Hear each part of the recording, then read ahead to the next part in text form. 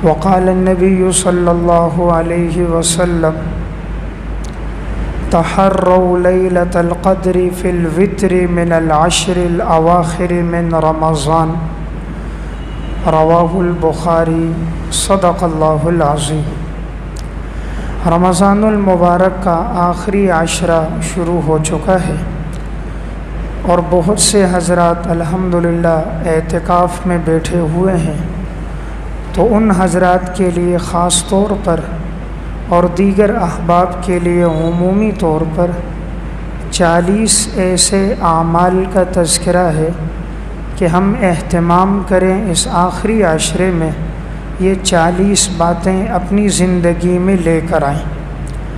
جو حضرات اعتکاف میں بیٹھے ہیں ان کے لیے اللہ کا بہت بڑا فضل و کرم ہوا ہے، اس لیے کہ اعتکاف وہ عبادت ہے کہ اللہ رب العزت نے حضرت ابراہیم اور حضرت اسماعیل علیہم السلام کو حکم دیا تھا، وَعَهِدْنَا إِلَىٰ إِبْرَاهِيمَ وَإِسْمَاعِيلَ أَن طَهِّرَا بَيْتِيَ لِلطَّائِفِينَ وَالْعَاكِفِينَ وَالرُّكَّعِ السُّجُودِ کہ تم بیت اللہ کی صفائی کرو، طواف کرنے والوں کے لیے، اعتکاف کرنے والوں کے لیے، رکوع اور سجدہ کرنے والوں کے لیے۔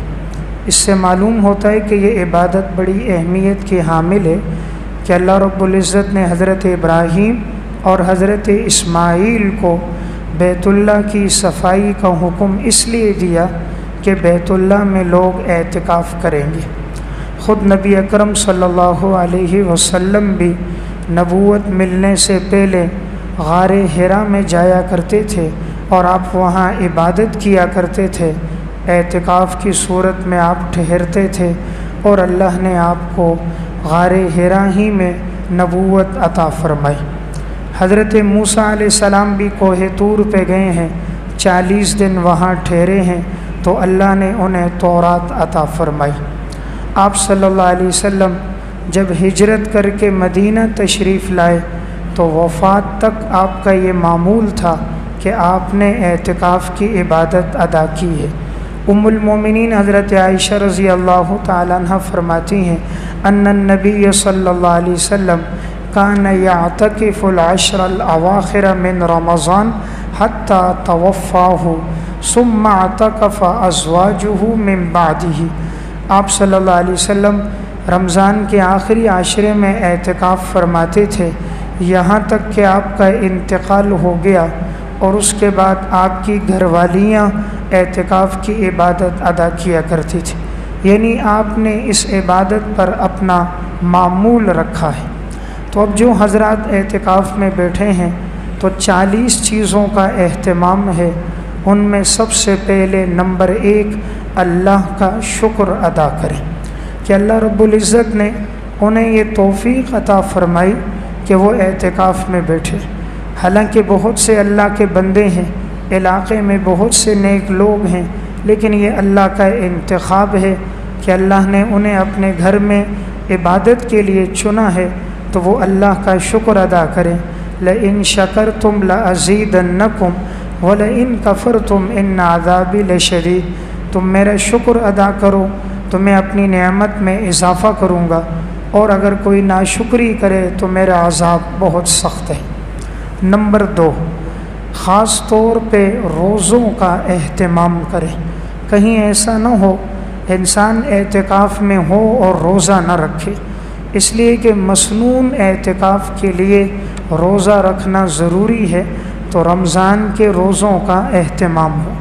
اس لیے کہ یہ روزے ایسے ہیں، حدیث میں آتا ہے آپ صلی اللہ علیہ وسلم نے فرمایا اگر کوئی انسان ساری عمر روزے رکھے تب بھی رمضان کے ایک روزے کا بدل نہیں ہو سکتا۔ آپ صلی اللہ علیہ وسلم نے فرمایا من افطر یوما من رمضان من غیر رخصت ولا مرض جو رمضان میں ایک دن افطار کرے بغیر کسی رخصت اور بیماری کے لم یقض عنہ صوم الدہر کلہ وان صامہ وہ ساری زندگی روزہ رکھے تب بھی رمضان کے روزے کا بدل نہیں ہو سکتا، اس لیے روزوں کا اہتمام ہو۔ نمبر 3 جماعت کے ساتھ نماز پڑھنے کا اہتمام ہو۔ ایسا نہ ہو کہ انسان مسجد میں رہ کر بھی تکبیر اولیٰ اس سے فوت ہو جائے، مسجد میں ٹھہرتے ہوئے بھی جماعت کی نماز نہ ملے تو یہ بڑی محرومی کی بات ہے۔ تو کوشش کرنا چاہیے نماز کا اہتمام ہو، اور خاص طور پر تکبیر اولیٰ کے ساتھ نماز کا اہتمام ہو۔ نبی اکرم صلی اللہ علیہ وسلم نے ارشاد فرمایا، الصلوات الخمس والجمعۃ الی الجمعہ ورمضان الی رمضان مکفرات لما بینہن اذا اجتنبت الکبائر۔ 5 نمازیں پڑھنا اور جمعے کی نماز پڑھنا اور رمضان کے روزے رکھنا یہ گناہوں کو مٹا دیتا ہے، جبکہ انسان بڑے گناہوں سے بچے۔ یعنی ایک نماز سے دوسری نماز، ایک جمعے سے دوسرا جمعہ، ایک رمضان سے دوسرا رمضان، آپ نے فرمایا جو اہتمام کرتا ہے اس کے صغیرہ گناہ معاف ہو جاتے ہیں۔ خدا نہ کرے جو نماز کا اہتمام نہ کرے تو آپ صلی اللہ علیہ وسلم نے فرمایا کہ ایسے آدمی کا حشر قیامت کے دن قارون، فرعون اور حامان کے ساتھ ہوگا۔ آپ صلی اللہ علیہ وسلم نے فرمایا، من حافظ علیہا کانت لہو نورا و برہانا و نجاتا یوم القیامہ۔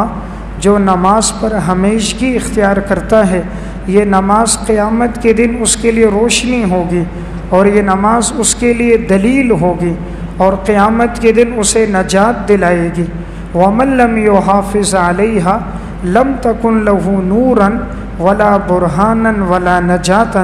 اور جو نماز پر ہمیشگی نہیں کرے گا تو یہ نماز نہ اس کے لیے روشنی ہوگی، نہ دلیل ہوگی، اور نہ قیامت کے دن نجات ہوگی۔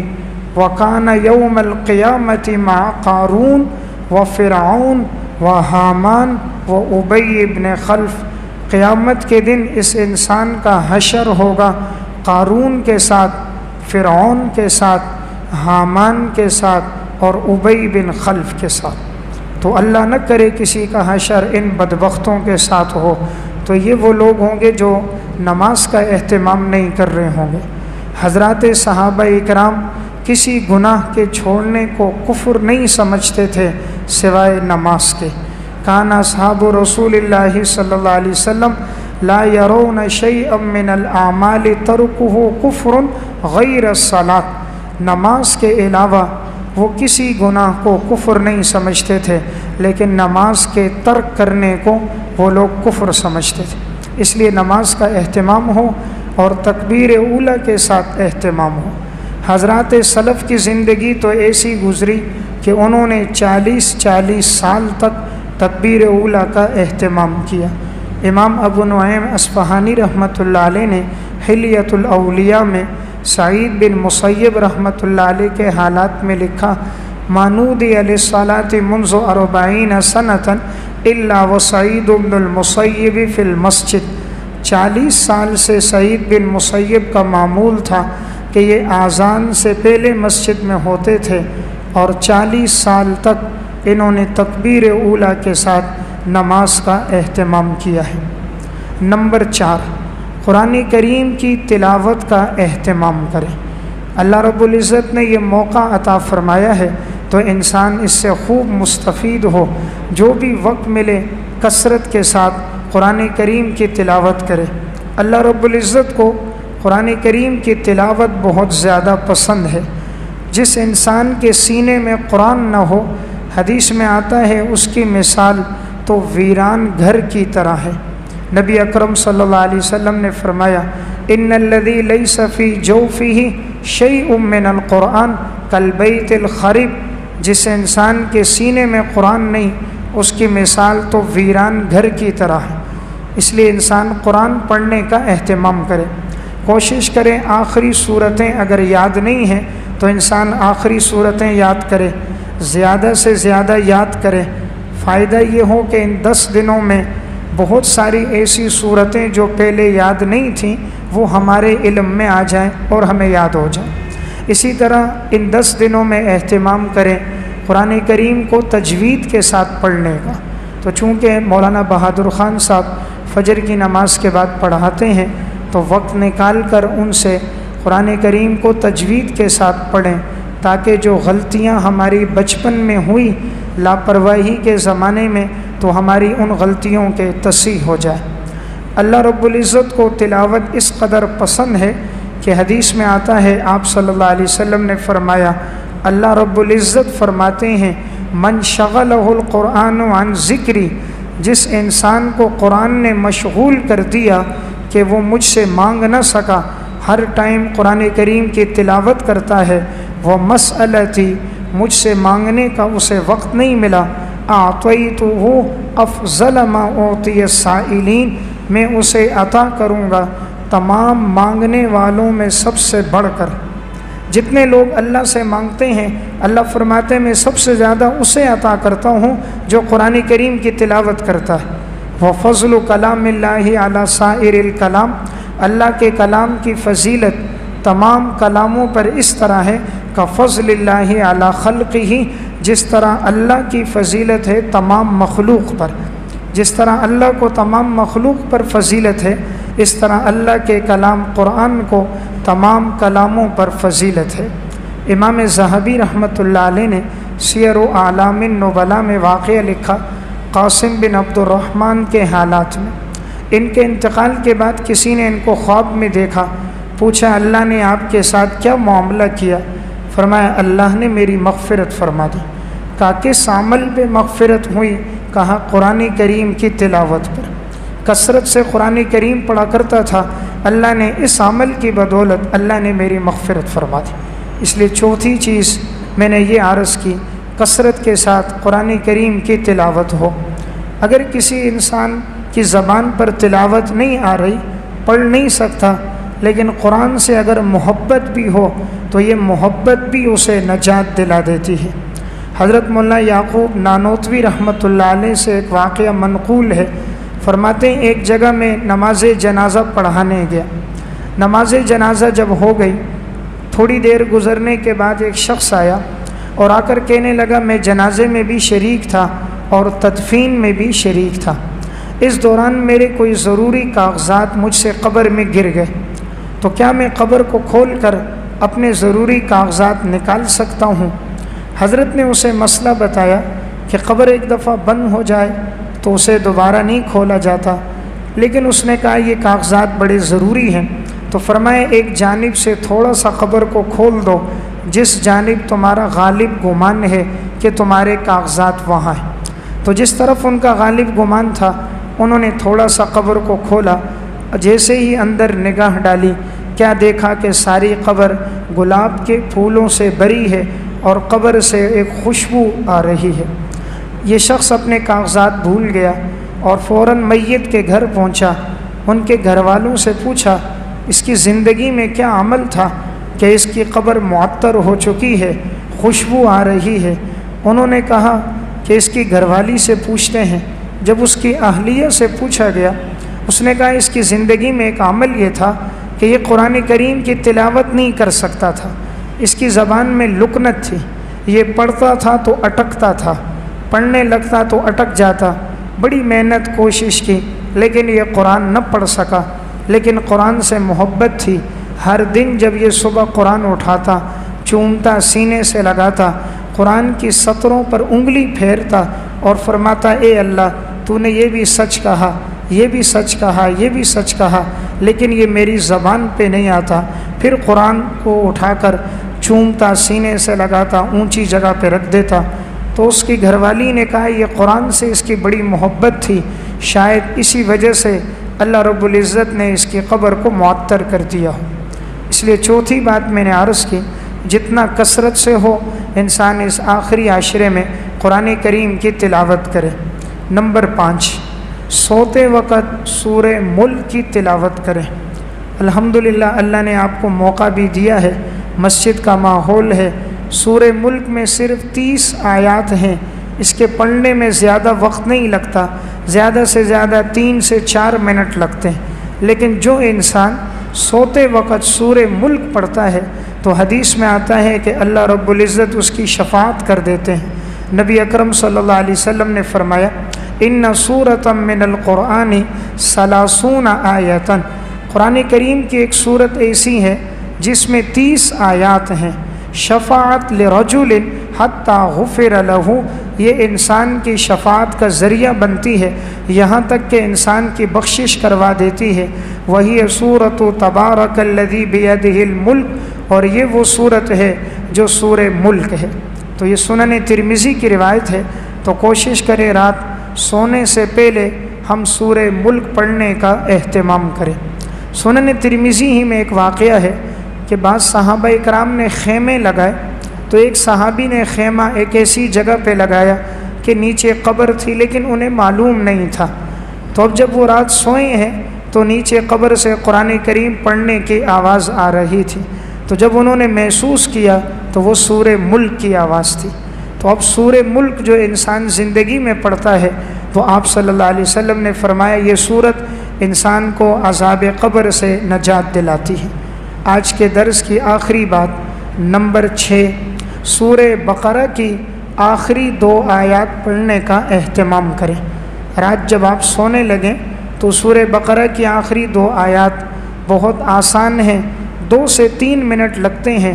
آپ صلی اللہ علیہ وسلم نے اتنی فضیلت بیان کی، آپ نے فرمایا من قرأ بالآیتین من آخر سورۃ البقرہ، جو شخص سورہ بقرہ کی آخری 2 آیات پڑھتا ہے فی لیلۃ، ہر رات میں، کفتاہ، تو یہ 2 آیتیں اس کی پوری رات کے لیے کافی ہو جاتی۔ یعنی ایک وہ آدمی جو ساری رات عبادت کرتا ہے، ایک وہ آدمی جو سورہ بقرہ کی آخری 2 آیات پڑھ کے سوتا ہے، تو گویا اس کو ساری رات عبادت کرنے کے لیے، ساری رات عبادت کے ثواب کے لیے 2 آیتیں کافی ہو جاتی۔ تو یہ عمل بہت مختصر ہے، بہت کم وقت لگتا ہے، لیکن فضیلت اور اجر و ثواب بہت زیادہ ہے۔ 7ویں نمبر پر جو عمل ہے وہ ہے اشراق کی نماز کا اہتمام کرنا۔ اشراق کا مطلب یہ ہے کہ انسان فجر کی نماز پڑھنے کے بعد اگر وہ اپنی جگہ پر بیٹھا تلاوت کرتا رہے، ذکر کرتا رہے، اور پھر جب سورج طلوع ہو جائے اس کے بعد 4 رکعت نماز پڑھ لے، 2 رکعت اشراق کی ہے، 2 رکعت مزید ساتھ پڑھ لے، تو حدیث میں آتا ہے نبی اکرم صلی اللہ علیہ وسلم نے ارشاد فرمایا من صلی الغداۃ فی جماعت، جس نے صبح کی نماز جماعت کے ساتھ پڑھی، ثم قعد یذکر اللہ، اور پھر وہ بیٹھا رہا اللہ کا ذکر کرتا رہا، حتی تطلع الشمس، یہاں تک کہ سورج طلوع ہو گیا، ثم صلی رکعتین، پھر اس نے 2 رکعت نماز پڑھی، کانت لہو کا اجر حجۃ و عمرۃ، تو اسے 1 حج اور 1 عمرے کا ثواب ملے گا، تامتن تامتن تامتن، مکمل 1 حج اور عمرہ، مکمل 1 حج اور عمرہ، مکمل 1 حج اور عمرہ۔ تو آپ صلی اللہ علیہ وسلم نے 3 مرتبہ یہ جملہ ارشاد فرمایا۔ تو اشراق کی یہ 2 رکعت نماز ہے، تو اس لیے جو ساتھی اعتکاف میں ہیں اس کا اہتمام کریں کہ فجر کے بعد ذکر کریں، تلاوت کریں، اور پھر یہ 2 رکعت نماز پڑھنے کے بعد اگر وہ چاہیں تو آرام کریں۔ نمبر 8، ظہر کی نماز سے پہلے 4 رکعت پڑھنا۔ ظہر کی نماز سے پہلے جو انسان 4 رکعت نماز پڑھتا ہے، نبی اکرم صلی اللہ علیہ وسلم نے فرمایا 4 رکعات قبل الظہر یعدلن بصلاۃ السحر، جو آدمی ظہر سے پہلے 4 رکعت نماز پڑھے گا اس کا ثواب اتنا ہے جتنا کوئی آدمی تہجد کی نماز پڑھے، سحری کے وقت اٹھ کر جو عبادت کرے اس کا جو ثواب ہے ظہر سے پہلے 4 رکعت کا وہی ثواب ہے۔ یہ روایت امام بہقی نے شعب الایمان میں اور امام ابن ابی شیبہ نے مصنف ابن ابی شیبہ میں نقل کی۔ تو بہت آسان عمل ہے اور اجر و ثواب بہت زیادہ ہے۔ نمبر 9، فرض نماز کے بعد آیت الکرسی پڑھنے کا اہتمام کریں۔ حدیث میں آتا ہے نبی اکرم صلی اللہ علیہ وسلم نے ارشاد فرمایا کہ جو انسان فرض نماز کے بعد آیت الکرسی پڑھنے کا اہتمام کرتا ہے تو اس کے اور جنت کے درمیان میں صرف موت حائل ہے، یعنی جیسے اس کا انتقال ہوگا تو یہ انسان جنت میں داخل ہوگا۔ آپ نے فرمایا من قرأ آیت الکرسی فی دبر کل صلاۃ مکتوبۃ، جو انسان آیت الکرسی ہر فرض نماز کے بعد پڑھے، لم یمنعہ من دخول الجنت الا الموت، تو جنت میں داخل ہونے سے کوئی چیز اس کے لیے مانع نہیں ہے سوائے موت کے۔ یہ روایت امام طبرانی نے کتاب الدعا میں اور امام نسائی نے عمل الیوم واللیلہ میں نقل کی ہے۔ تو بہت مختصر عمل ہے کہ نماز کے بعد آیت الکرسی پڑھنا، اور اجر و ثواب اس کا بہت زیادہ ہے، اس لیے اس کا اہتمام کرنا چاہیے۔ نمبر 10، ہر نماز کے بعد تسبیحات پڑھنا۔ جو انسان ہر نماز کے بعد مسنون تسبیحات پڑھتا ہے، آپ صلی اللہ علیہ وسلم نے اس کے لیے بہت فضیلت بیان فرمائی۔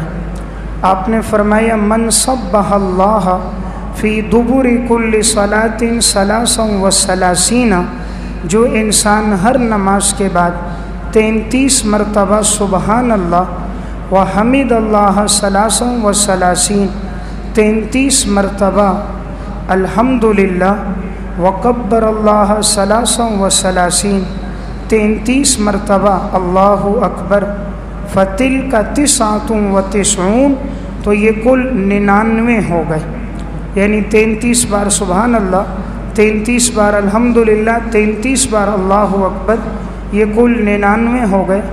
آپ نے فرمایا وقال تمام المئہ، اسے چاہیے کہ یہ اپنے 100 کی تعداد کو پورا کرنے کے لیے یہ کلمات پڑھے، لا الہ الا اللہ وحدہ لا شریک لہ لہ الملک ولہ الحمد وہو علی کل شیء قدیر، غفرت خطایاہ، اللہ اس کے گناہوں کو معاف کر دے گا، وَإِن كَانَتْ مِثْلَ زَبَدِ الْبَحْرِ، اگرچہ سمندر کی جھاگ کے برابر کیوں نہ ہو۔ یہ صحیح مسلم کی روایت ہے۔ تو عمل بہت مختصر ہے، یعنی 33 مرتبہ سبحان اللہ، الحمدللہ، اللہ اکبر، اور آخری مرتبہ لا الہ الا اللہ وحدہ لا شریک لہ لہ الملک ولہ الحمد وہو علی کل شیء قدیر۔ آپ نے فرمایا جو یہ پڑھے گا سمندر کے جھاگ کے برابر بھی گناہ ہوں اللہ معاف کر دے گا۔ اول تو کسی انسان کے اتنے گناہ نہیں ہو سکتے کہ وہ سمندر کی جھاگ کے برابر ہوں۔ آپ نے فرمایا بالفرض اگر کسی کے اتنے گناہ ہوں گے تو بھی اللہ اس کے گناہ معاف کر دے گا۔ تو عمل بہت مختصر ہے، اجر و ثواب بہت زیادہ ہے۔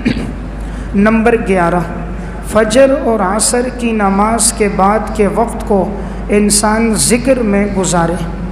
فجر کی نماز پڑھنے کے بعد سے لے کر سورج طلوع ہونے تک، عصر کی نماز کے بعد سے لے کر سورج غروب ہونے تک، جو انسان ان دونوں اوقات میں تلاوت کرتا ہے، ذکر کرتا ہے، تو نبی اکرم صلی اللہ علیہ وسلم نے ارشاد فرمایا لَأَنْ أَقْعُدَ مَعَ قَوْمٍ يَذْكُرُونَ اللَّهَ مِنْ صَلَاةِ الْغَدَاةِ، اگر تم ایسی قوم کے ساتھ بیٹھ جاؤ جو صبح کی نماز کے بعد اللہ کا ذکر کرتے ہیں، حتیٰ تطلع الشمس، یہاں تک کہ سورج طلوع ہو جائے، احب الی من ان اعتق اربعۃ من ولد اسماعیل، یہ مجھے زیادہ پسند ہے اس سے کہ حضرت اسماعیل کی اولاد میں سے 4 غلاموں کو میں آزاد کروں۔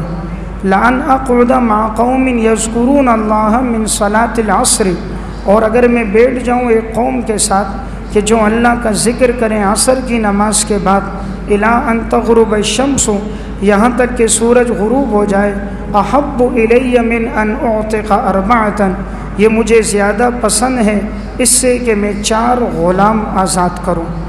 یہ سنن ابی داؤد کی روایت ہے، یعنی اس میں آپ صلی اللہ علیہ وسلم نے فرمایا کہ اگر کوئی آدمی حضرت اسماعیل علیہ السلام کی اولاد میں سے 4 غلاموں کو آزاد کرے تو اس کا جتنا ثواب ہوتا ہے اتنا ثواب فجر کی نماز کے بعد اور عصر کی نماز کے بعد ذکر کرنے پر ملتا ہے۔ اس لیے اعتکاف والے ساتھی خاص طور پہ، دیگر ساتھی عام طور پہ اس وقت کو ضائع نہ کریں۔ عموماً دیکھنے میں یہ آتا ہے عصر کی نماز پڑھنے کے بعد بعض ساتھی ٹولیوں کی شکل میں بیٹھ کر گپ شپ لگاتے، باتیں کرتے رہتے ہیں، تو اپنا قیمتی وقت ضائع کر رہے ہیں۔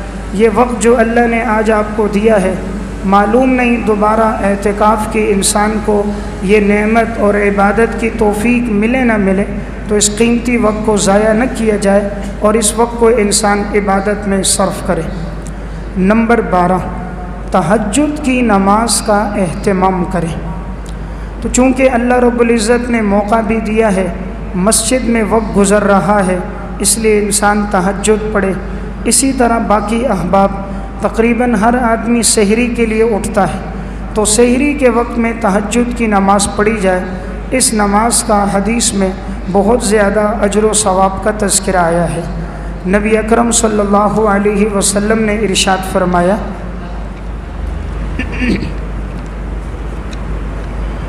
علیکم بقیام اللیل، تمہارے اوپر لازم ہے کہ تم راتوں کو قیام کیا کرو، فإنہ دأب الصالحین قبلکم، تم سے پہلے جتنے نیک لوگ گزرے ہیں سب کا طریقہ یہی تھا، یعنی تمام نیک لوگ گزرے ہیں وہ تہجد کا اہتمام کرتے تھے۔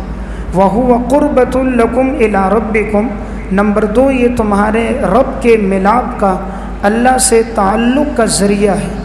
نمبر 3، وَمَغْفِرَةٌ لِلسَّيِّئَاتِ، تہجد کی نماز تمہارے گناہوں کو مٹانے والی ہے۔ نمبر 4، وَمَنْہَاتٌ لِلْإِثْمِ، اور یہ تمہیں گناہوں سے روکنے والی ہے۔ یعنی آپ صلی اللہ علیہ وسلم نے تہجد کی نماز کے 4 فائدے بیان فرمائے۔ سب سے پہلا فائدہ یہ ہے کہ آپ نے فرمایا جتنے نیک لوگ گزرے ہیں سب اس نماز کا اہتمام کرتے تھے، تو اس نماز پڑھنے سے انسان نیکوکاروں میں شامل ہوگا۔ نمبر 2، آپ نے فرمایا کہ اللہ کے قرب کا ذریعہ تہجد کی نماز ہے، جو چاہے کہ مجھے اللہ کا قرب مل جائے تہجد کا اہتمام کرے۔ نمبر 3، آپ نے فرمایا اس نماز کے ذریعے انسان کے گناہ معاف ہوتے ہیں۔ اور نمبر 4، تہجد کی نماز انسان کو گناہوں سے روکتی ہے۔ تو جب انسان اللہ نہ کرے گناہ کی طرف بڑھتا ہے، انسان کا نفس اسے روکتا ہے کہ رات کو اٹھ کر تو اللہ کے سامنے سجدہ کرتا ہے، عبادت کرتا ہے، اور دن میں تو اللہ کی نافرمانی کر رہا ہے، تو انسانی نفس انسان کو گناہوں سے روک دیتا۔ نبی اکرم صلی اللہ علیہ وسلم نے فرمایا 3 خوش نصیب انسان وہ ہیں کہ اللہ تبارک و تعالی جب انہیں دیکھتا ہے تو آپ نے فرمایا اللہ مسکراتا ہے، یعنی اللہ ما یلیق بشانہ، اتنا خوش ہوتا ہے جیسے دنیا میں انسان کسی چیز پر خوش ہو تو انسان ہنسنے لگ جاتا ہے، تو اللہ رب العزت بھی خوش ہوتے ہیں۔ اب وہ 3 اعمال کون سے ہیں کہ جس پر کائنات کا خالق خوش ہوتا ہے؟ تو آپ صلی اللہ علیہ وسلم نے فرمایا ثلاثۃ یضحک اللہ الیہم، 3 آدمی ایسے ہیں کہ اللہ رب العزت ان کے عمل پر مسکراتا ہے، اللہ ان کے عمل پر خوش ہوتا ہے۔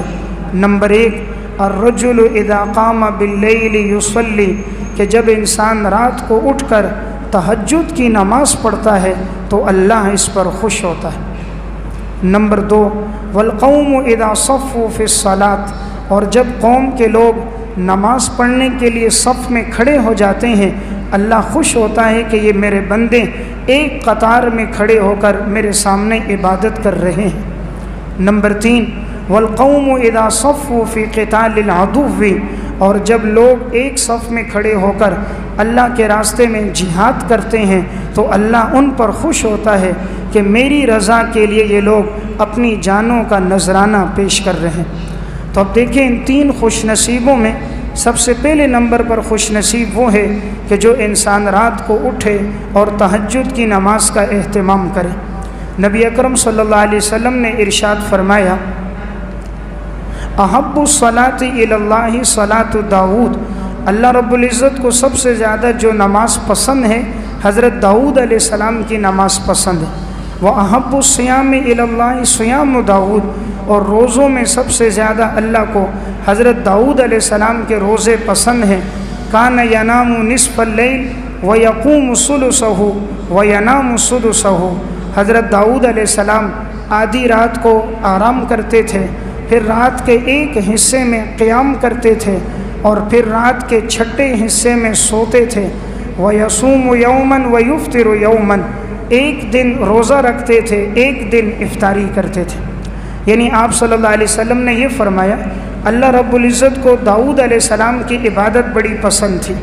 दाऊद अलैहिस्सलाम एक दिन रोज़ा रखते, एक दिन इफ्तारी, और दाऊद अलैहिस्सलाम आधी रात को आराम करते, फिर रात का एक तिहाई हिस्से में क़ियाम करते, अल्लाह की इबादत करते। हम तो इतनी तवील इबादत नहीं कर सकते कि पूरा एक सुलुस यानी एक तिहाई हम इबादत करें, लेकिन कम अज़ कम इसका तो एहतमाम हम कर सकते हैं कि रात को 8 रकात हम तहज्जुद की नमाज़ पढ़ें। नबी अकरम सल्लल्लाहु अलैहि वसल्लम ने फरमाया, रहिमल्लाहु रजुलन क़ाम मिनल लैली फसल्ला, अल्लाह उस इंसान पे रहम करे जो रात को खड़ा हो नमाज के लिए, व अयक़ज़ इम्रअतहु फसल्लत, अपनी बीवी को जगाए और वो भी नमाज पढ़े। फ़इन अबद नज़ह फ़ी वजहिहल मा, अगर उसकी घरवाली उठते वक़्त इनकार करे यानी ताख़ीर करने लगे तो पानी के छींटे अपनी घरवाली के चेहरे पे मारे।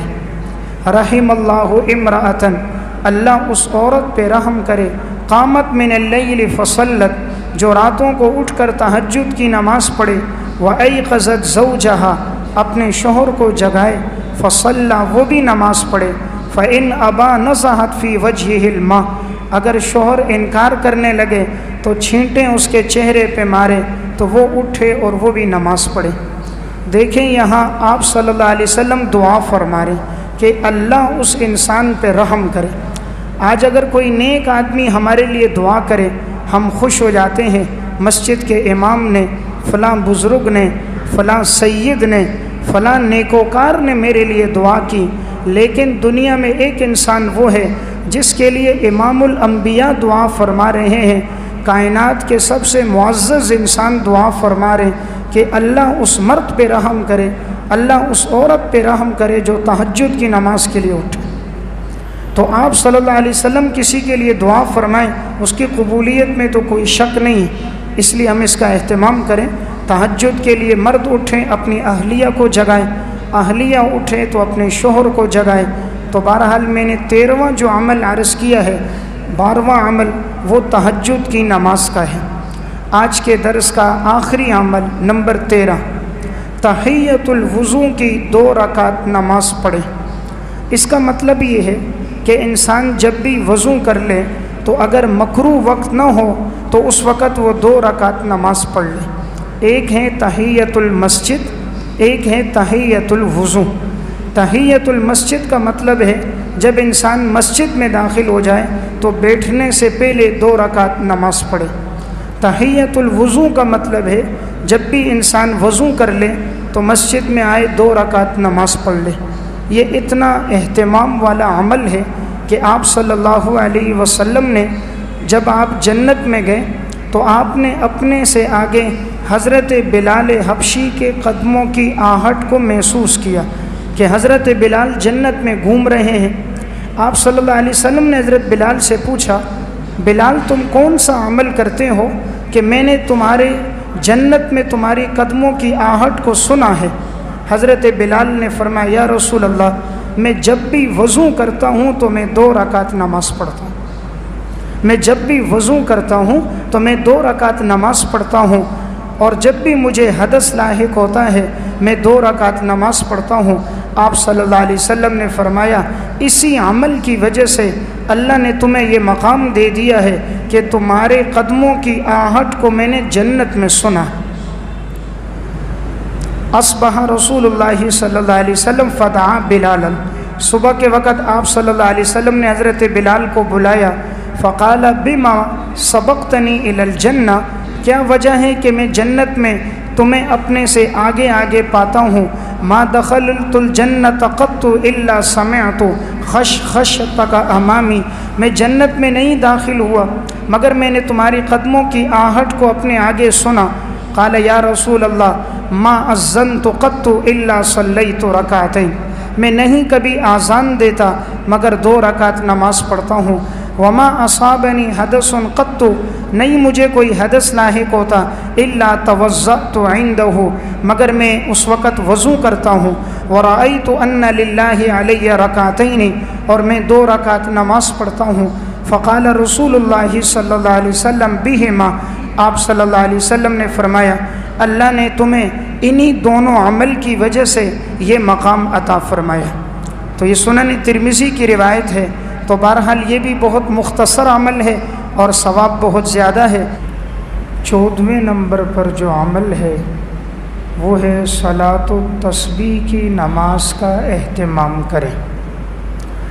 صلاۃ التسبیح کی جو نماز ہے اس نماز کا اجر و ثواب بہت زیادہ ہے۔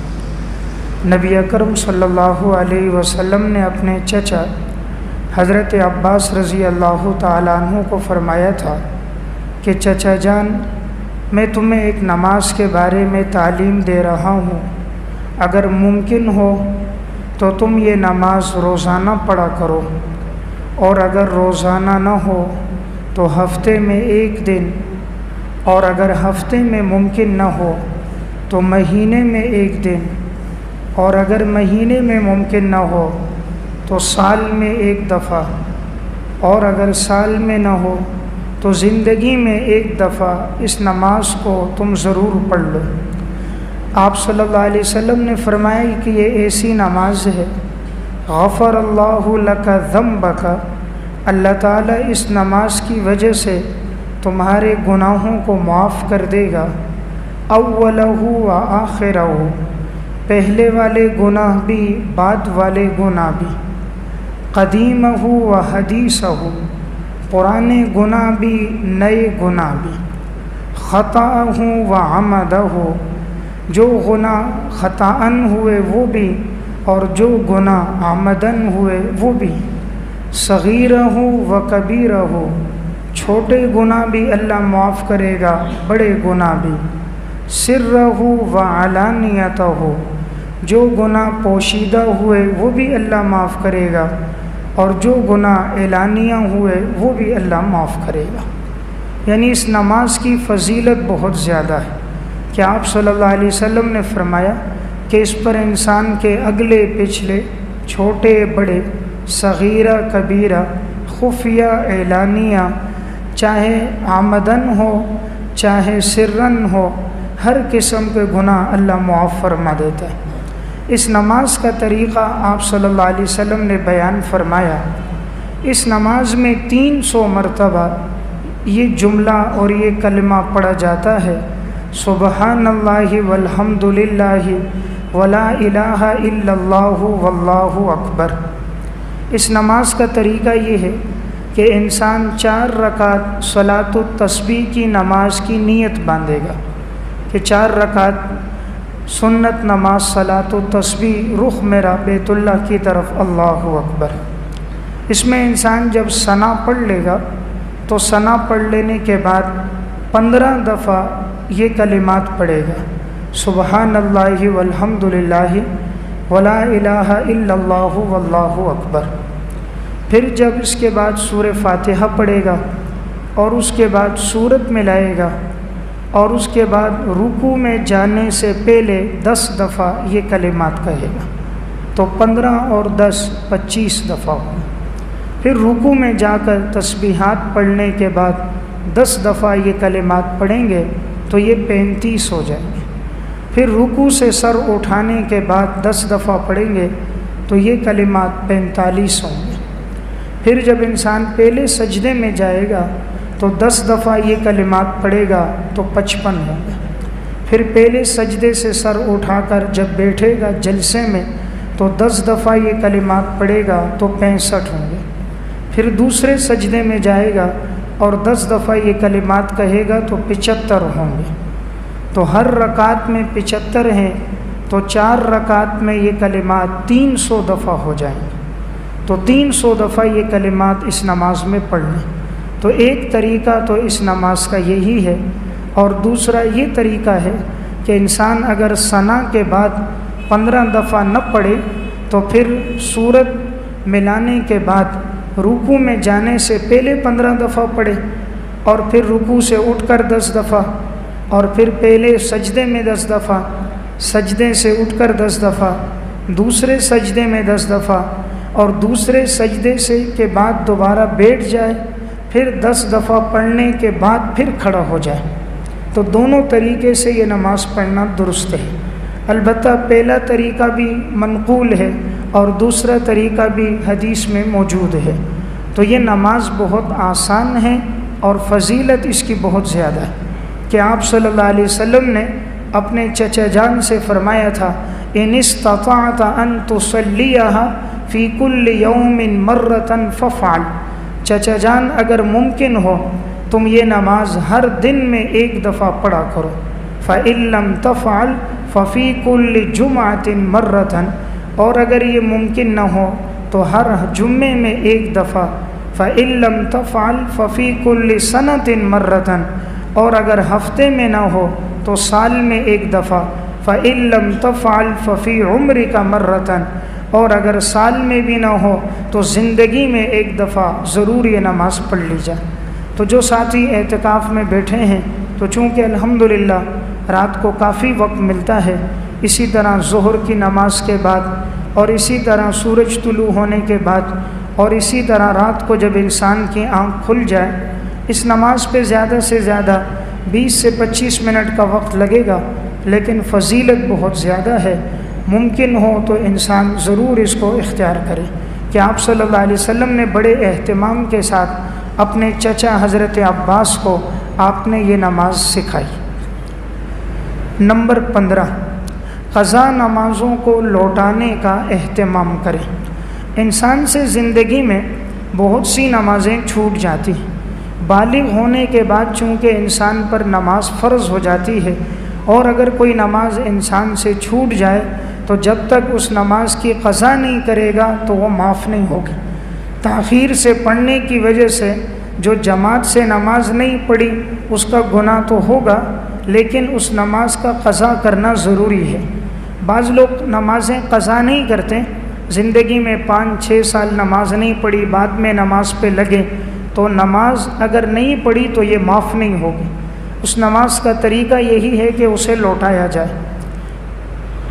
اب بعض ساتھی سوال کرتے ہیں کہ کیسے پتہ چلے گا ہم سے کتنی نمازیں چھوٹی ہیں اور ہم ان نمازوں کو کیسے ادا کریں گے؟ اس کا طریقہ یہ ہے کہ 15 سال کی عمر کے بعد چونکہ انسان پہ نماز لازم ہو جاتی ہے، اب ہر آدمی کو معلوم ہوتا ہے کہ کس عمر سے اس نے نماز کا باقاعدہ اہتمام کیا۔ مثلاً اگر ایک آدمی نے 25 سال کے بعد باقاعدہ اہتمام کیا ہے تو تقریباً 10 سال کی نمازیں اس سے رہ گئی۔ اب اس کے لیے ایک ڈائری انسان خرید لے اور اس میں پورے 30 دنوں کے ایام لکھ لے۔ مثلاً جنوری میں 1 جنوری، 2 جنوری، 3 جنوری، تو 5 نمازوں کو لکھ دیا جائے، فجر، ظہر، عصر، مغرب، عشاء۔ آسانی ہو تو ہر نماز کے ساتھ انسان ایک نماز قضا کرتا رہے۔ مثلاً فجر کی نماز ہے تو فرضوں سے پہلے 2 رکعت پڑھ لی، یا فرضوں کے بعد پڑھیں تب بھی قضا نماز فجر کے فرض کے بعد اور عصر کے فرض کے بعد بھی جائز ہے۔ تو جب ایک نماز پڑھ لی تو انسان وہاں نشان لگا لے کہ جنوری کے 1 تاریخ کے میں نے فجر کی نماز ادا کر دی، 2016 کی، 15 سال قبل۔ پھر ظہر کی نماز پڑھ لے تو نشان لگا دے، عصر میں نشان لگا دے، تو اس طرح 1 دن کی نماز ہو گئی۔ پھر دوسرے دن نیت کرے کہ 10 سال قبل، تو مثلاً اگر 2021 چل رہا ہے تو 10 سال قبل 2011، تو 2011 میں جنوری 2 تاریخ کی فجر کی نماز کی قضا، ظہر کی نماز کی قضا، اس طرح نشان لگاتا رہے۔ بظاہر یہ تھوڑا مشکل تو نظر آ رہا ہے، لیکن اس کے اندر آسانی یہ ہے کہ انسان کی تمام نمازوں کی قضا ہو جائے گی۔ اگر کوئی آدمی ویسے کھڑے ہو کر کہہ دے 2 رکعت نماز قضا، تو جب اس نے متعین نہیں کیا کہ یہ کون سے دن کی نماز قضا کر رہا ہے تو وہ نماز کیسے ادا ہوگی؟ نماز کے لیے شرط ہے انسان اگر وقتیہ نماز بھی پڑھ رہا ہو تب بھی ضروری ہوتا ہے اس وقت کی نماز اور امام کے پیچھے کی اقتداء کرنا ضروری ہے۔ اسی طرح اگر قضا ہے تو وہ کس دن کی نماز کی قضا کر رہا ہے۔ تو جب تک اس دن کو متعین نہیں کرے گا، اس کی تاریخ کو متعین نہیں کرے گا، تو نماز کی قضا کیسے ہوگی؟ اس لیے جن سے نمازیں چھوٹی ہوں ان ایام میں عموماً اعتکاف کے ساتھیوں کو کافی وقت ملتا ہے، اس طرح دیگر حضرات کو بھی، تو ہم کوشش کریں اپنی قضا نمازوں کو لوٹانے کا اہتمام کریں۔ نبی اکرم صلی اللہ علیہ وسلم نے بھی ارشاد فرمایا، من نام عن صلاۃ او نسیھا فلیصلھا فإن ذلک وقتھا، جس انسان سے نماز بھول جائے یا جو سو جائے، جیسے اس کو یاد آئے وہ نماز کو پڑھ لے، وہی اس نماز کے لیے وقت ہے۔ نمبر 16، نوافل کا اہتمام کریں۔ جتنا ہو سکے انسان کو وقت ملے تو انسان کوشش کرے نفل نماز زیادہ سے زیادہ پڑھے۔ حدیث میں بھی آتا ہے، رسول اللہ صلی اللہ علیہ وسلم نے ارشاد فرمایا، ان اول ما یحاسب به العبد یوم القیامۃ من عملہ صلاۃہ، انسان کے اعمال میں سب سے پہلے جس چیز کا حساب ہوگا قیامت کے دن وہ انسان کی نماز ہے۔ فإن صلحت فقد افلح وانجح، اگر نماز مکمل ہوئی تو یہ شخص کامیاب ہو جائے گا، کامران ہو جائے گا۔ وإن فسدت فقد خاب وخسر، اور اگر نماز اس کی ناقص ہوئی تو یہ شخص گھاٹے میں پڑ جائے گا، نقصان میں پڑ جائے گا۔ آپ نے فرمایا فإن انتقص من فریضتہ شیء، اگر کسی انسان کی فرض نماز میں کچھ کمی ہوگی، قال الرب تبارک و تعالی، اللہ تبارک و تعالی فرمائیں گے، انظروا هل لعبدی من تطوع، دیکھو کیا میرے اس بندے کی نفلی نمازیں ہیں، فیکمل بہا من تقص من الفریضہ، تو نفلی نمازوں کے ذریعے اس کے فرض نماز میں جو کمی ہوگی اسے مکمل کر دیا جائے گا۔ ثم یکون سائر عملہ علی ذلک، پھر اسی طرح اس کے دیگر اعمال بھی ہوں گے۔ تو اس حدیث سے معلوم ہوا سب سے پہلے حساب انسان سے نماز کے بارے میں ہے، اور اگر نماز میں کمی ہوگی تو اللہ رب العزت فرمائیں گے اس کے نوافل کو دیکھو، اگر نوافل ہوں گے تو فرض کی تکمیل ہوگی۔ اس لیے انسان کوشش کرے فرض نماز کے ساتھ ساتھ نوافل کا بھی اہتمام کرے۔ فرض نماز تو اللہ نے ہم پر لازم کی ہے، وہ تو ہم نے ویسے بھی پڑھنی ہے، اس لیے کہ وہ ہم پر لازم ہے۔ اللہ کا جو قرب ہمیں ملے گا وہ ہمیں نفل نمازوں کے ذریعے سے ملے گا۔ اس کی مثال اس طرح ہے، انسان کسی کو نوکری پہ رکھتا ہے، مزدوری پہ رکھتا ہے، اسے ٹائم بتاتا ہے تم نے 8 بجے سے لے کر 5 بجے تک نوکری کرنی، اب 5 بجے تک اس کا وقت طے ہے، جب وہ نوکری کرتا ہے اسے مزدوری ملتی ہے۔ لیکن اگر وہ 5 بجے سے 1 گھنٹہ 1.5 گھنٹہ زیادہ کام کرتا ہے تو مالک کو بڑی خوشی ہوتی کہ میں نے ٹائم 5 بجے رکھا لیکن یہ کام 6 بجے تک کر رہا ہے، میں نے اس پر لازم نہیں کیا، یہ اپنی خوشی سے زیادہ کرتا ہے تو وہ اس پر بڑا خوش ہوتا ہے۔ اسی طرح 5 نمازیں اللہ نے فرض کی، جب انسان ان فرض نمازوں کے ساتھ اشراق، چاشت، اوابین، تہجد، دیگر نوافل کا اہتمام کرتا ہے تو اللہ رب العزت اس سے بہت خوش ہوتے ہیں، اور انسان کو اس کے ذریعے اللہ کا بڑا قرب ملتا ہے۔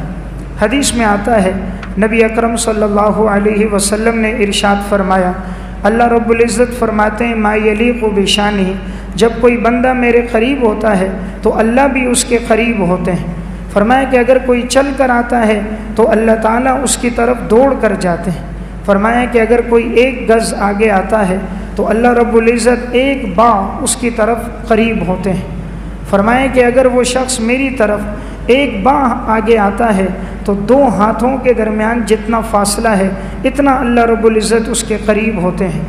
آپ صلی اللہ علیہ وسلم نے ارشاد فرمایا، من تقرب منی شبرا تقربت منہ ذراعا، اللہ فرماتے تم مجھ سے 1 بالش قریب ہو جاؤ میں تمہارے 1 گز قریب ہوں گا۔ ومن تقرب منی ذراعا تقربت منہ باعا، تم 1 گز قریب ہوگے میں دونوں ہاتھوں کے پھیلانے کے برابر کی جگہ میں تمہارے قریب ہوں گا۔ ومن اتانی یمشی اتیتو ہرولۃ، تم میری طرف چل کر آؤ گے تو میری رحمت تمہاری طرف دوڑ کر جائے گی۔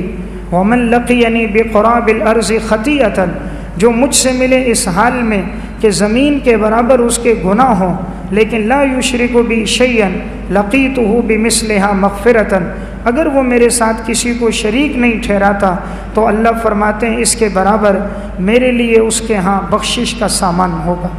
تو اللہ تعالیٰ نوافل کے ذریعے انسان کے بڑے قریب ہوتے ہیں۔ آپ صلی اللہ علیہ وسلم نے ایک بڑی عجیب بات بیان فرمائی۔ آپ نے فرمایا کہ اللہ رب العزت فرماتے ہیں وَمَا تَقَرَّبَ إِلَيَّ عَبْدِي بِشَيْءٍ أَحَبَّ إِلَيَّ مِمَّا افْتَرَضْتُ عَلَيْهِ، سب سے زیادہ بندہ جو میرے قریب ہوتا ہے وہ فرض نمازوں کے ذریعے قریب ہوتا ہے۔ وَمَا يَزَالُ عَبْدِي يَتَقَرَّبُ إِلَيَّ بِالنَّوَافِلِ، اور جب میرا بندہ نفل نمازوں کا اہتمام کرتا ہے تو وہ میرے اتنے قریب ہو جاتا ہے حتیٰ احببتہ، اب میں اپنے اس بندے سے محبت کرتا ہوں۔ اللہ تعالیٰ فرماتا ہے جب میرا بندہ نفل پڑھتا ہے تو میں اپنے اس بندے سے محبت کرتا ہوں۔ فَإِذَا أَحْبَبْتُهُ، اور جب میں اپنے بندے سے محبت کرنا شروع کر دوں كُنْتُ سَمْعَهُ الَّذِي يَسْمَعُ بِهِ، تو میں اس کے کان بن جاتا ہوں جس سے وہ سنتا ہے۔ وَبَصَرَهُ الَّذِي يُبْصِرُ بِهِ، میں اس کی آنکھ بن جاتا ہوں جس سے وہ دیکھتا ہے۔ وَيَدَهُ الَّتِي يَبْطِشُ بِهَا، میں اس کا ہاتھ بن جاتا ہوں جس کے ساتھ وہ پکڑتا ہے۔ وَرِجْلَهُ الَّتِي يَمْشِي بِهَا، میں پاؤں بن جاتا ہوں جس کے ساتھ وہ چلتا ہے۔ وَإِنْ سَأَلَنِي لَأُعْطِيَنَّهُ، اب اگر وہ مجھ سے مانگتا ہے تو میں ضرور بے ضرور اسے عطا کرتا ہوں۔ وَلَئِنْ اسْتَعَاذَنِي، اور اگر وہ مجھ سے پناہ مانگتا ہے لَأُعِيذَنَّهُ، تو میں اس کو پناہ دیتا ہوں۔ تو دیکھیں اس حدیث میں آپ صلی اللہ علیہ وسلم نے یہ فرمایا کہ اللہ رب العزت فرماتے ہیں کہ جب میرا بندہ نفل پڑھتا ہے تو میں اس سے محبت کرتا ہوں۔ تو یہ کتنے بڑے اعزاز کی بات ہے، اللہ رب العالمین اگر کسی سے محبت کرے۔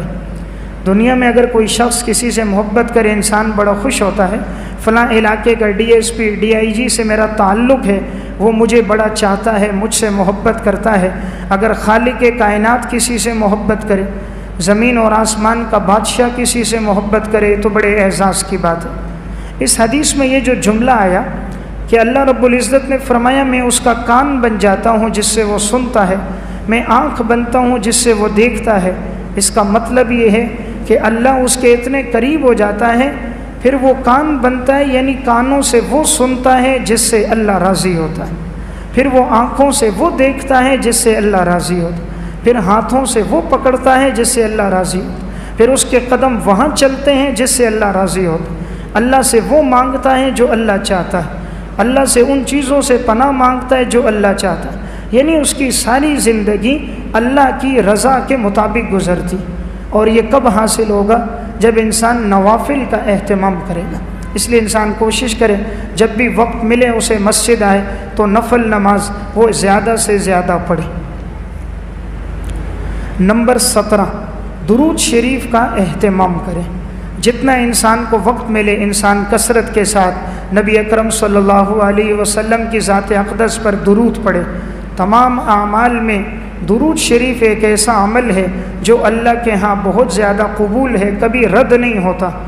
اسی لیے علماء نے ایک بات لکھی ہے کہ اگر کوئی انسان دعا کے شروع میں، دعا کے آخر میں درود پڑھ لے تو درود اللہ کے ہاں ضرور قبول ہوتا ہے۔ تو جب اول اور آخر اللہ کے ہاں قبول ہوگا تو درمیان میں جو دعا ہوگی تو اللہ کی رحمت سے بعید ہے کہ اللہ اس کو رد کر دے، اللہ اسے بھی قبول فرماتے ہیں۔ آپ صلی اللہ علیہ وسلم کے ہم سب پر بہت بڑے احسانات ہیں کہ حضور کے واسطے سے ہمیں یہ دین اسلام ملا، حضور کے واسطے سے ہمیں قرآن ملا، حضور کے ذریعے ہم جہنم سے محفوظ ہوئے، ہمیں ایمان کی دولت ملی۔ تو اتنے احسانات کا تقاضا یہ ہے جب بھی آپ کا نام نامی اور اسم گرامی آئے تو صلی اللہ علیہ وسلم پڑھنا چاہیے۔ آپ صلی اللہ علیہ وسلم نے ارشاد فرمایا اول الناس بی یوم القیامت اکثرهم علی صلاۃ، قیامت کے دن سب سے زیادہ میرے وہ لوگ قریب ہوں گے جو میرے اوپر کثرت سے درود شریف پڑھتے ہیں۔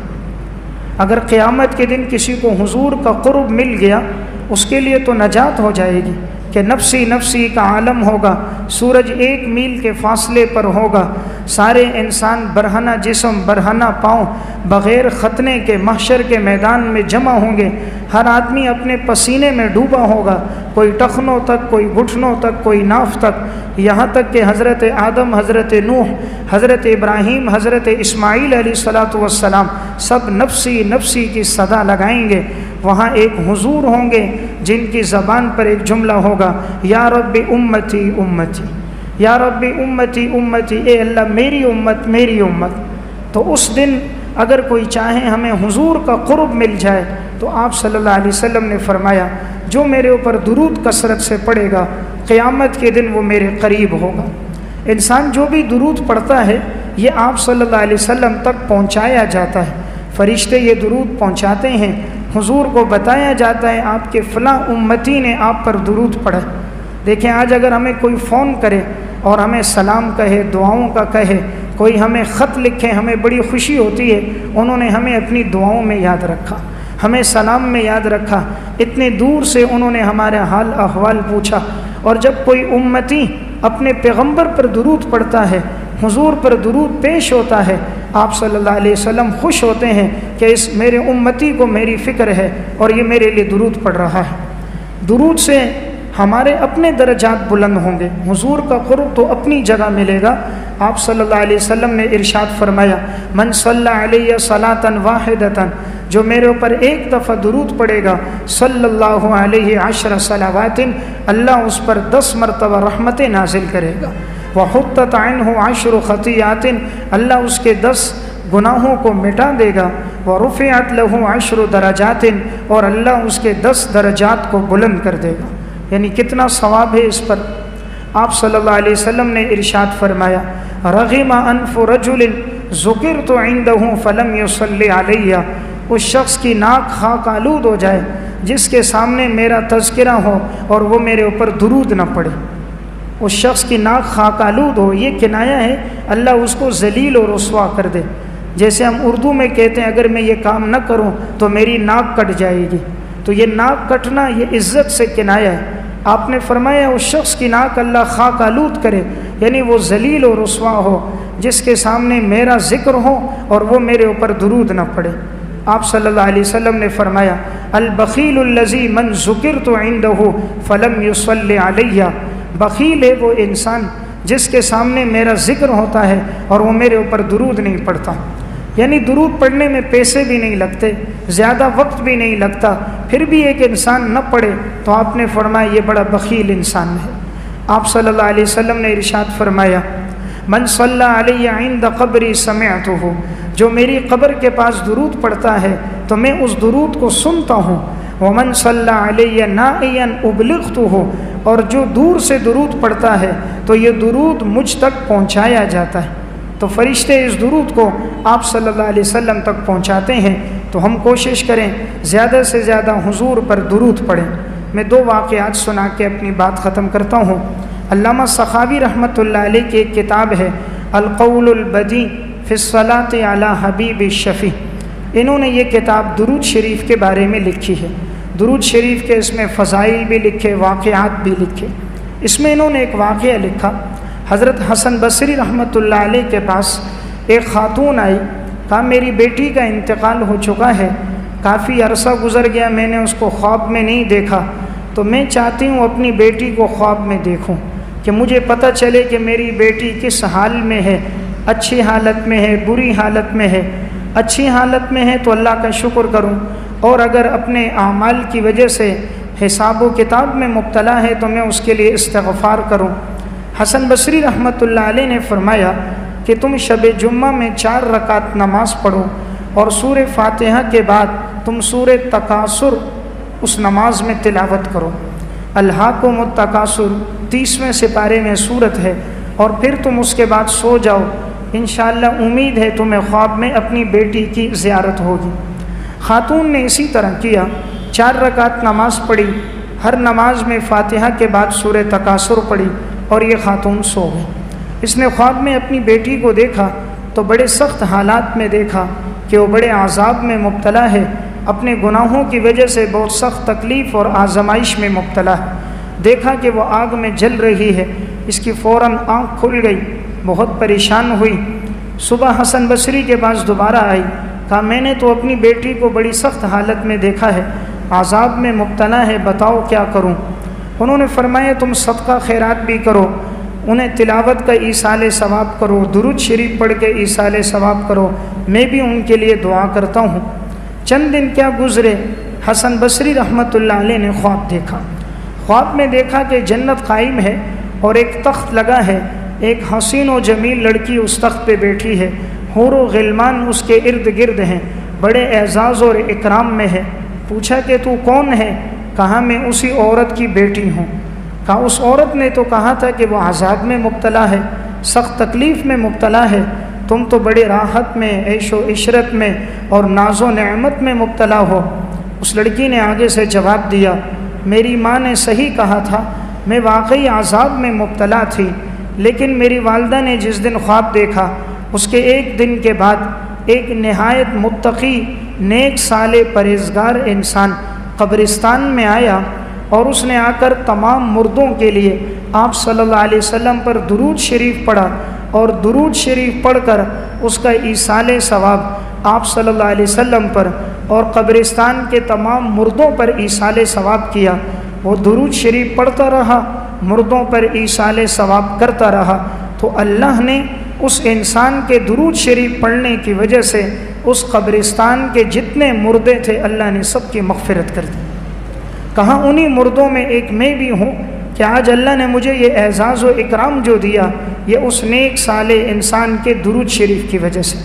اس لیے ہم اہتمام کریں، اپنے والدین کے ایصال ثواب میں بھی درود شریف پڑھا کریں، جو دنیا سے جا چکے ہیں ان کے لیے بھی، اپنی ذات کے لیے بھی پڑھیں۔ اسی میں علامہ سخاوی نے ایک اور واقعہ لکھا، حضرت سفیان ثوری رحمۃ اللہ علیہ حج پہ جا رہے تھے، انہوں نے دیکھا ایک نوجوان ہے، وہ جب بھی قدم رکھتا ہے تو پڑھتا ہے اللہم صلی علی محمد وعلی آل محمد، پھر قدم رکھتا ہے پھر پڑھتا ہے اللہم صلی علی آل محمد وعلی آل محمد، ہر قدم پر حضور پر درود شریف پڑھتا ہے، ہر قدم پر حضور پر درود شریف پڑھتا ہے۔ انہیں بڑی خوشی ہوئی، نوجوان ہیں اور اتنا درود کا اہتمام۔ پوچھا کہ بیٹا اتنا کثرت سے درود پڑھتے ہو، کوئی خاص وجہ؟ اس نے اپنا واقعہ سنایا، کہا کہ آج سے چند سال قبل میں حج کے لیے گیا، میری والدہ میرے ساتھ تھی، جیسے ہم حرم میں پہنچے اللہ کا کرنا میری والدہ پر بیماری آ گئی اور میری والدہ کا چہرہ سیاہ ہو گیا اور میری والدہ گر گئی، ان کا پیٹ پھول گیا، چلنا پھرنا ان کے لیے مشکل ہو گیا، معذور ہو گئیں، اپاہج ہو گئیں۔ تو میں اللہ کے سامنے رویا کہ یا اللہ اب تو حج کے ایام بالکل قریب ہیں، والدہ بھی حج نہیں کر سکے گی تو میں بھی نہیں کر سکوں گا، اے اللہ تو ہم پہ رحم فرما۔ تو میں نے درود شریف پڑھنا شروع کر دیا۔ کہتے ہیں والدہ حرم میں لیٹی ہوئی ہیں، اوپر میں نے چادر ڈالی ہے، میں درود شریف پڑھ رہا ہوں کثرت کے ساتھ، پڑھتے رہے۔ اچانک ان کو غنودگی آ گئی، تو خواب میں کیا دیکھا؟ نبی اکرم صلی اللہ علیہ وسلم کی زیارت ہو۔ آپ صلی اللہ علیہ وسلم نے فرمایا تم کیوں پریشان ہو؟ فرمایا کہ یا رسول اللہ کہ میری والدہ بیمار ہو گئی، حج کے ایام قریب ہیں، اتنے دور سے ہم سفر کر کے آئے تھے۔ آپ صلی اللہ علیہ وسلم نے فرمایا کہاں ہے تمہاری والدہ؟ فرمایا یا رسول اللہ یہ ہیں۔